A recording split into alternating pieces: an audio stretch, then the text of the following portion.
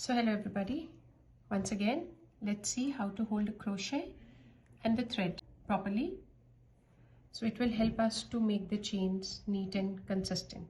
Let's see. First, let's see how to hold the hook.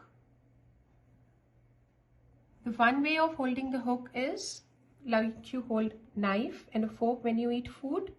Similar way you can hold the hook. Okay, see,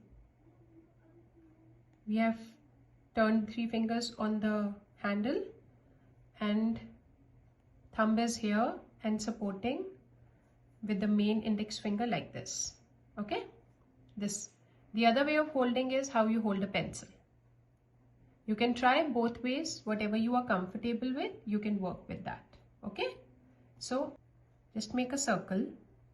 Okay, make sure the long tail that is coming from the yarn is on the top.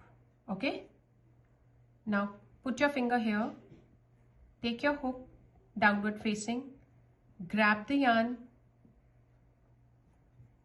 and bring it top, and now when it is on the top, don't pull, just hold this thread and the other long thread that is coming from your yarn, these 2 threads, and now pull your hook far. See, you have a chain. You can do it. This was the way how we learned in the class. Okay, it's a simple knot, but it will not open. Okay, now let's see. Wrap your yarn around these 4 fingers like this.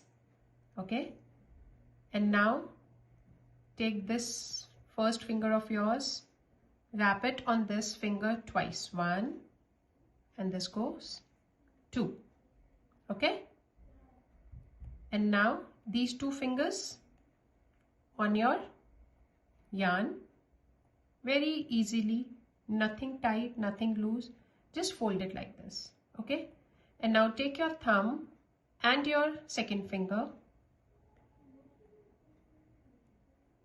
hold your knot like this. Now can you see the thread is tight in here? It's not too tight, see, it's little loose, and you have hold the base of your knot here and you are holding your crochet hook like this. So this is the movement we have to follow now. And this, remember, this chain hook should not be too tight that you cannot take your hook out from this. Always leave a little space here from the size of your hook and your thread so that it can easily come out without any struggle. Okay, so now let's see how to make a chain. First chain, we'll take our hook, this is a yarn, from front side of the yarn, see the hook is facing towards you right now, this is facing towards you, we take it to the back of the thread and we push it down. Now see, we have yarn over the thread on the hook, and now we pull the hook outwards. Now see, the yarn got stuck under this hook, and now we will pull it outward from that first chain. See, now hold it like this. This is your front face of the chain. Now again, see, it's loosen enough. It's not too loose, not too tight, it's just little loose so that you can take out your hook easily.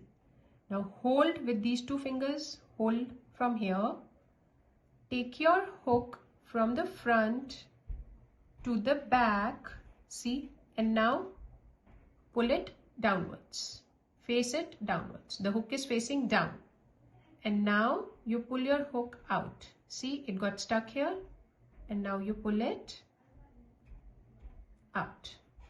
See, we have 2 chains here. Okay, now see, my hand is here.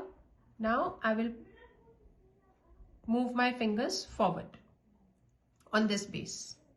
Okay, now like this, again go back, face it down, pull it out. Okay, go back, face it down, pull it out. See, this is how our chain will look like. Nice and steady, not much gaps. So what happens is sometimes, so when you pull too much out, then your chain will be this loose. It will have this gap in between and it won't look good when we do the projects. Okay? This is not the right way. You have to make sure that you have the bare minimum gap in the hook so that you can just take out your hook from the chain.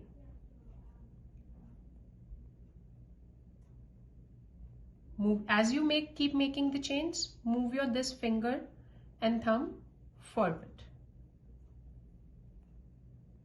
Make sure you keep the chain straight.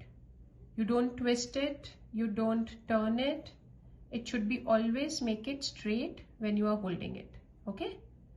So that we have a straight chain. See, like this.